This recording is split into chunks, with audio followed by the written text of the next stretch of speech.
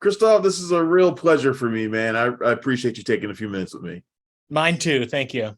Yeah, I was just it's a total coincidence. The other day I was rewatching some old episodes of Buffy, and I rewatched Bring It On the other day too, and realized Wow. you did music for both. I And I was did. just like, Jesus Christ, Christophe Beck is everywhere, man.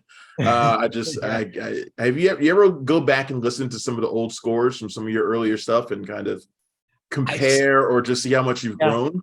I sometimes do. And it's interesting. It's a bit of a crapshoot. Sometimes I listen to that old stuff and I think, wow, I've come very far since then. Sometimes I listen to that old stuff and I think, there's a very youthful exuberance I can hear. It's like almost an anything goes, you know, F the rules type of approach. That is interesting and something that sometimes I feel like I have trouble recapturing, after 30 years in the business. But yeah, it's something I do occasionally, and it's always really fun.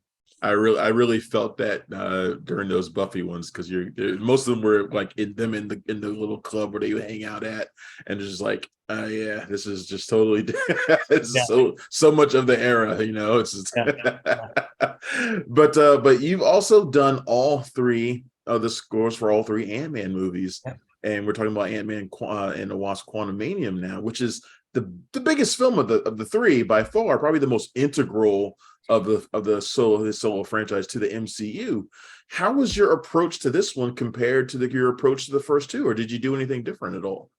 Absolutely. And that's something that Peyton and I talked about. He told me the first two movies were in terms of their place in the grander MCU, they were palate cleansers.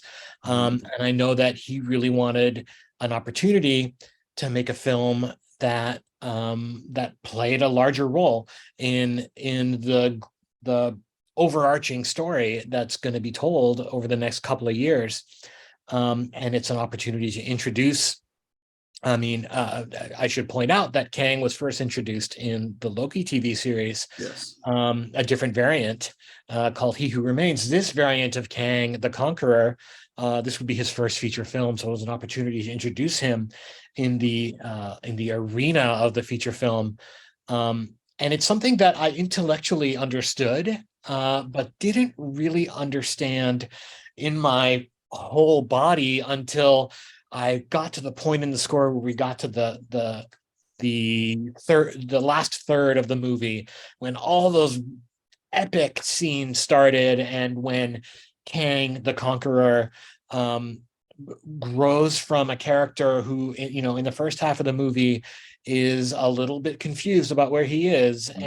and maybe a little bit lonely, and there's a melancholy to him, to the incredibly intense and powerful, unstoppable force that he is.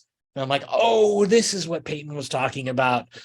Wow, the next hour of this movie is just going to be huge. And it was a challenge. It's a lot of music, and of course, the bigger and more dense and more active the music is, like, and the last hour of this movie, the last third of the movie, I should say, requires that size and that scope. It's labor intensive, and so it was a big challenge, to get through the last third of that movie, and really the whole film. I think there's over 2 hours of score. I think I wrote 3 hours of score, 2 hours got used. Wow. And that is much more than either of the first two. So it was just, everything was bigger, everything was more important, more instruments, more notes. These are also moments you live for as a composer. So there's a lot of reward in it as well.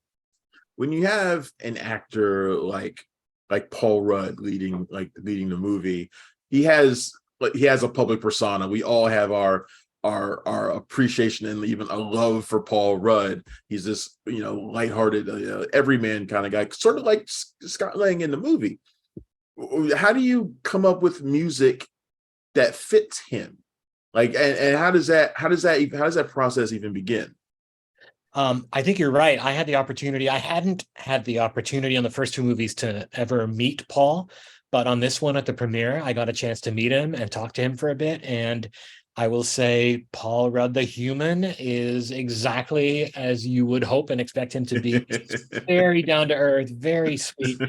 Um, but I will say, when it comes to his musical portrayal in these movies, it's really about the character, not about the Mhm. actor. Um, and he brings so much of that everyman quality to the role that I get to focus on the other aspects of his character. What he brings is something that I don't have to reinforce musically. I get to bring layers to his character. The thief, in the first two movies, and in this movie, as he's grown into the hero that we always knew he was, and now has really blossomed into in a way that he knows.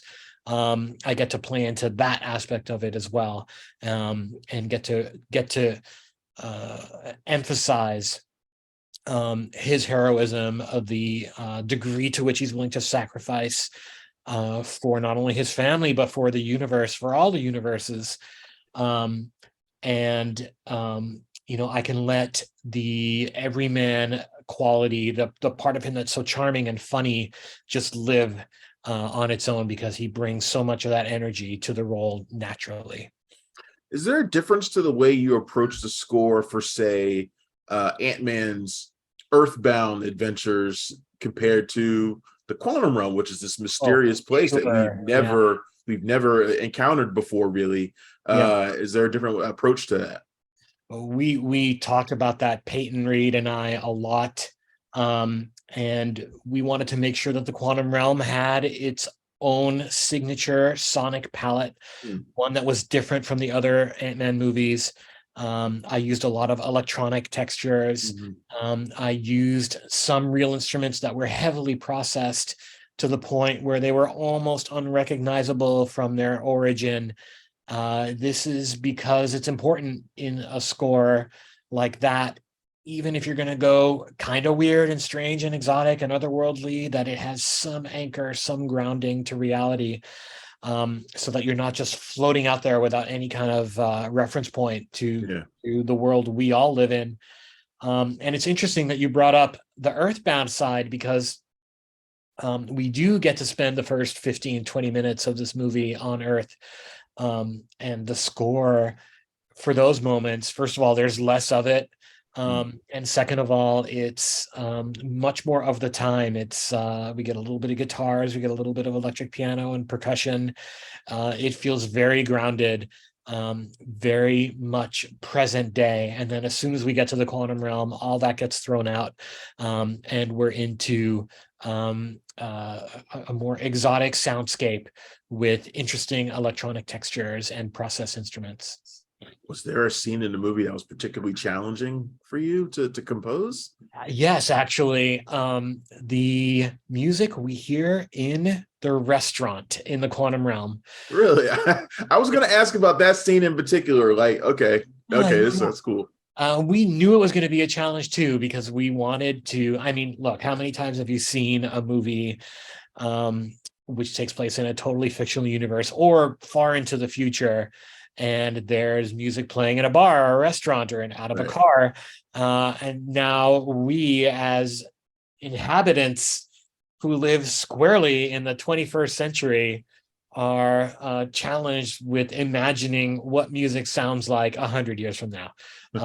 And you can imagine how challenging this would be. We know what music sounds like today. Imagine going back 100 years to like 1923 and asking someone, steeped in the classical music of the time, and maybe early ragtime or whatever else was going on, like to imagine rave music, Yeah. or insert contemporary genre of popular music here. It would be unimaginable to them. So, but that was a challenge, right? And so we tried all kinds of different ways. It was about finding a balance between something that was otherworldly enough that we could imagine that this is music that developed and evolved down here in the quantum realm on its own, but also with enough earthbound reference points that we could get, okay, this is actually like meant to be a classy restaurant. This is meant to Right. be some version of a nice place. And I think I might have done 14 or 15 attempts before I ended up in the movie, and just in time too. Wow, this has been fantastic, Christophe. I really appreciate you taking a few minutes with me. Like I said, this is a real treat. I'm a big fan. This has been great. Thank you very much. Thank you, Travis. Thanks for checking out the show. If you like what we're laying down, please subscribe to our channel and click the bell to receive notifications for all of our latest stuff.